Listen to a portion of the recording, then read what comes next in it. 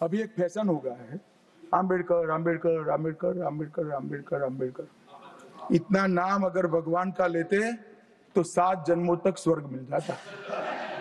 अच्छी बात है ना। ना सुनिए तो, सुनिए ना, आप सुनिए ना, मैं बताता हूँ। हमें तो आनंद है कि आम्बेडकर का नाम लेते हैं। आम्बेडकर का नाम अभी 100 बार ज्यादा लो, परंतु साच अर्थ में आम्बेडकर जी के प्रति आपका भाव क्या है ये मैं बताता हूं। ये इन्होंने तुष्टीकरण की शुरुआत वहीं से करी है। मुस्लिम पर्सनल लॉ इस देश में संविधान आने के बाद तुष्टीकरण की शुरुआत आर्टिकल 14 और 15 का ये भंग है।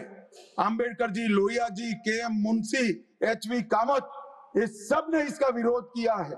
1973 से 16 तक 11 बार देश की सुप्रीम कोर्ट ने यूसीसी लाने का आग्रह देश की और राज्य की सरकारों ने किया है। आप नहीं ला सकते, तुष्टीकरण से ऊपर नहीं उठते। बैठिए, मैं बताता हूं। मान्यवर, हमने ही उत्तराखंड में भारतीय जनता पार्टी की सरकार ने यूसीसी लाया।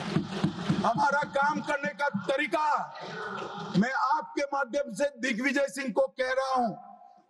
वो कहते हैं कौन रोकता है, हम खुद रोकते हैं। कारण बताऊं मैं, सुनने का धैर्य चाहिए, क्योंकि हमारा तरीका है कि लोकतांत्रिक तरीके से काम किया जाए।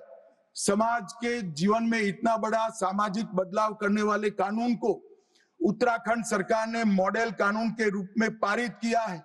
इसकी न्यायिक मीमांसा होगी, इस पर सामाजिक चर्चा होगी, धर्म के विद्वान चर्चा करेंगे, कुछ सजेशन आएंगे तो इसको स्वीकारेंगे और बाद में भारतीय जनता पार्टी की सरकार हर राज्य में कॉमन सिविल कोड लेकर आएगी। आज तक नहीं मिला, वो भी कांग्रेस पार्टी के तुष्टीकरण की नीति थी। मान्यवर, अभी एक फैशन होगा, अभी एक फैशन होगा है, आम्बेडकर आम्बेडकर आम्बेडकर आम्बेडकर आम्बेडकर आम्बेडकर। इतना नाम अगर भगवान का लेते तो 7 जन्मों तक स्वर्ग मिल जाता। अच्छी बात है ना। ना सुनिए तो, सुनिए ना, आप सुनिए ना, मैं बताता हूं।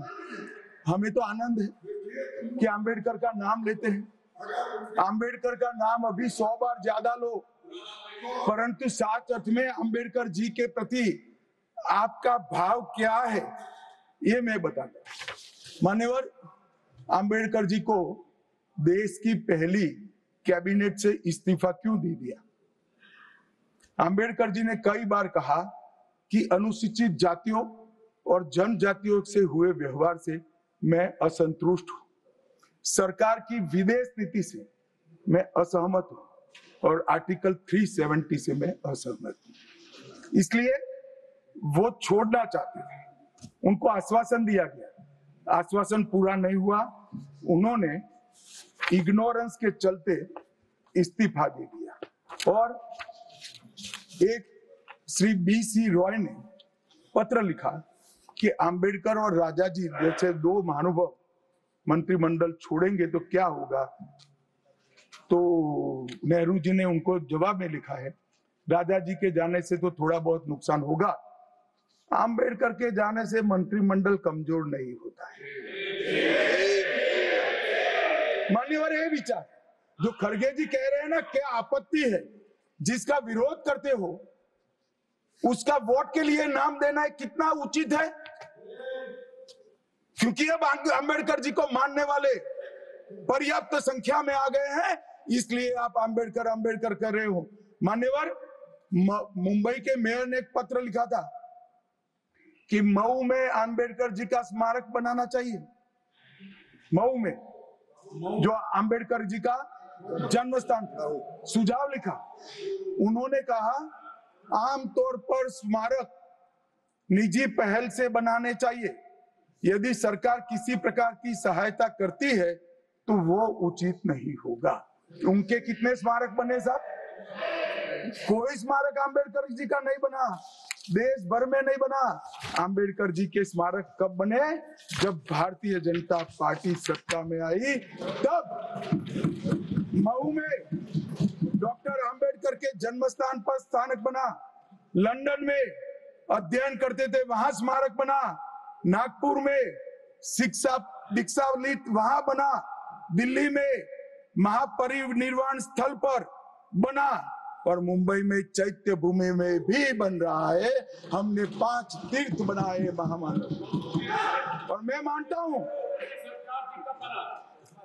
मान्यवर, मैं मानता हूं कि आंबेडकर जी के सिद्धांतों पर चलना नहीं और वोट के लिए उनकी गुहार लगा देना।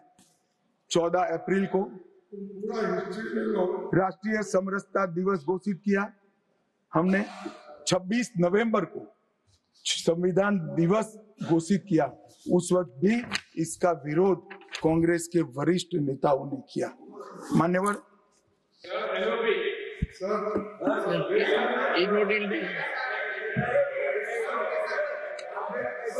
मान्यवर 370 पर कई बार चर्चा हुई है, मैं ज्यादा कहना नहीं चाहता। सब जानते हैं कि एक टेम्पररी प्रोविजन को अनौरत संतान की तरह अपनी गोदी में 70 साल तक कांग्रेस ने खिलाने का काम किया और 370 हटाने के लिए लोहे का जिगर चाहिए। और जब देश के प्रधानमंत्री नरेंद्र मोदी जी 2019 में फिर से प्रधानमंत्री बने, एक ही झटके से इसी सदन में 370 और 35 को समाप्त। इसी सदन में कहते थे खून की नदियां बह जाएगी, खून की नदियां छोड़ो, कंकड़ चलाने की किसी की हिम्मत नहीं है। कंकड़